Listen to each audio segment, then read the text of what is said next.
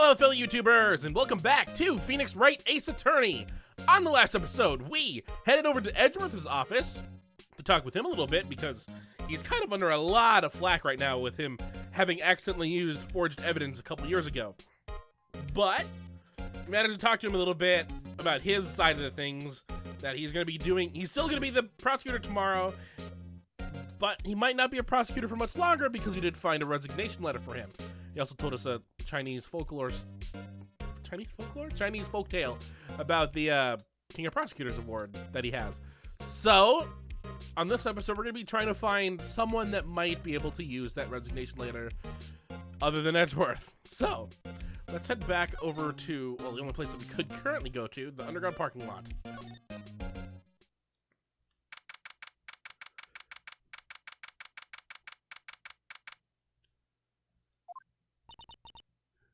Oh, who's this? I know who this is. Excuse me. Would either of you care for a quarter pound of roast beef? Why is it wrapped like that?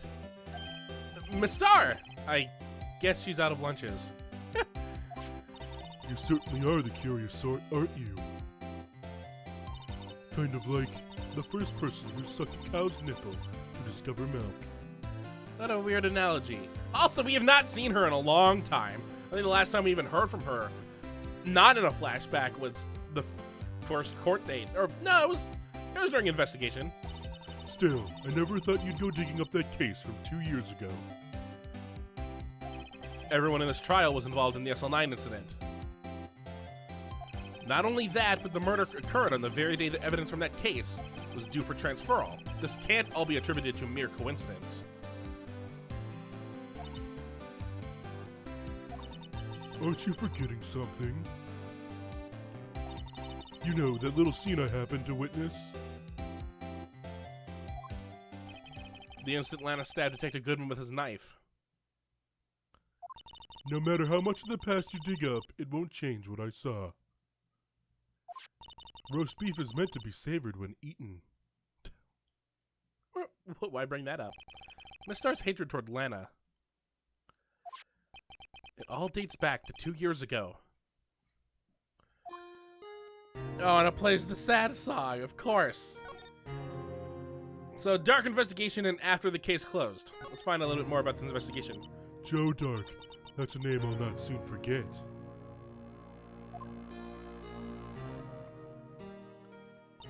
We trailed him for half a year. Oh, the pressure. It took him half a year? I mean, from what we heard, it seemed like it only took him about a week with him, you know, murdering 5 different people. And then he turned himself in? It took him a year and a half. It took him half a year to turn himself in for those? Because it seemed like he did all those murders immediately. Still, I don't think I was ever more alive than I was then. What kind of hat is she wearing? Those days were steamier than a bowl of hot gravy. Poor old Jake Marshall, though, must have been going through heck. Self-censorship, yay! You mean because of his brother's death? They were close, those two. After Neil died, something took over Jake. He became obsessed. Seeing Jake like that made her all the more desperate. Her? Lana Sky. My sister? The best of the best were put on that SL9 case. Of course, they were led by that legendary duo.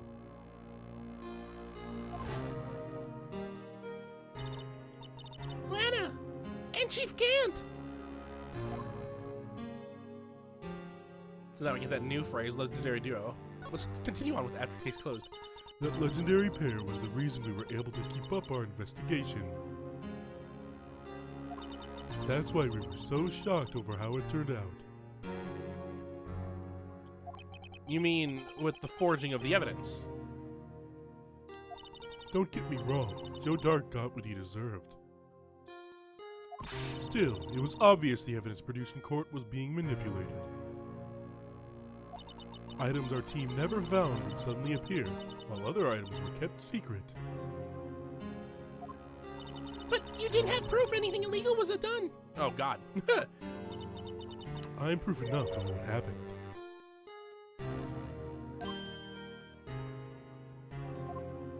After that case, all of us save Goodman were relieved of our duties. Most without even so much as an explanation. Then Lana Sky transferred to the prosecutor's office and became chief prosecutor. Lana always wanted to be a prosecutor. Nothing's quite as simple as it appears. Huh? Lana Sky was merely being used as a pawn. That's my take on the matter. She was being used?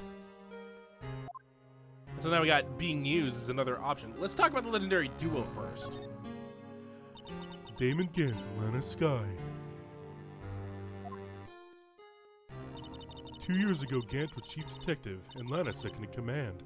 They were the best. They solved all kinds of cases together, didn't they? Damon Gant's magnetism, in particular, was almost unreal. It took me a while to figure out what that word was. I almost said magnetism.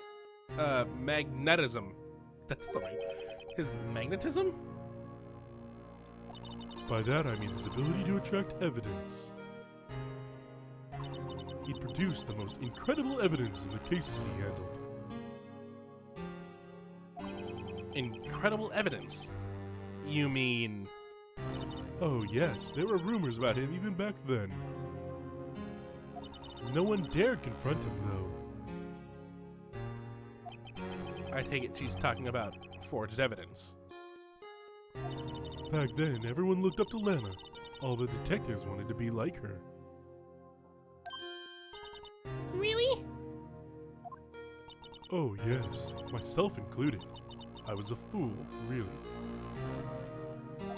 She hated anything crooked and always watched out for the other detectives. Oh, God. I just can't talk. That's why she was so concerned for Jake. Mr. Marshall. When Jake's brother was murdered, she felt as if she had lost her own brother. If it wasn't for her, I don't think Jake would have ever recovered from his shock. My brain shut down there for a moment because I was looking. Did I say would have ever recovered? Would ever have recovered? I didn't say it right. Okay, fine then. That's what makes it all the more infuriating. Miss Star. That's why I'll never be able to forgive her. Why did she have to turn so cold after that?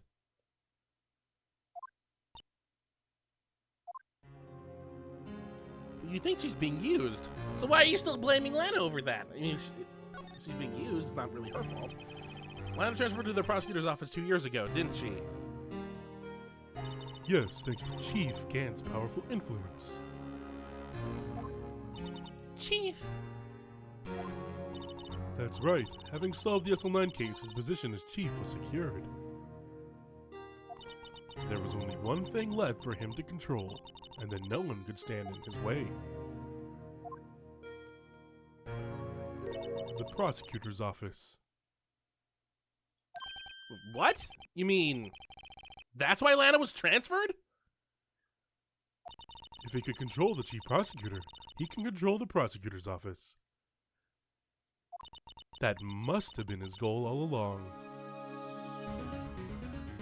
But how can he control Lana? I don't know, but one thing's for sure. Ever since that case ended, she's never been the same. It's only logical to conclude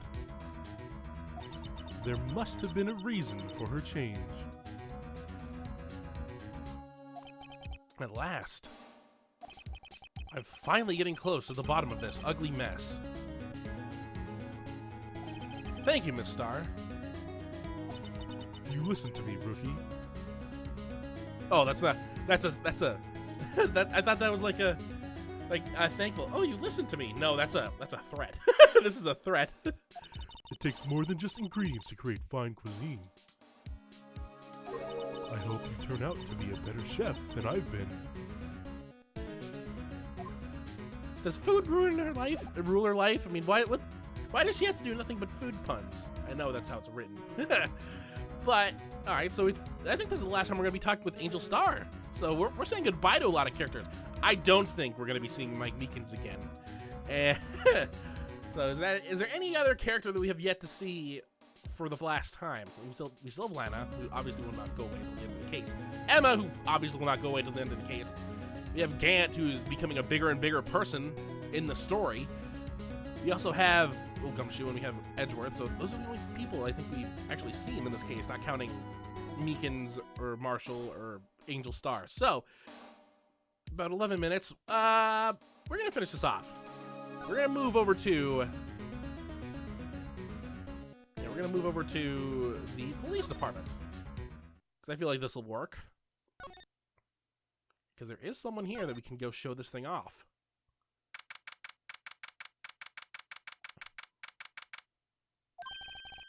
Oh, you're back!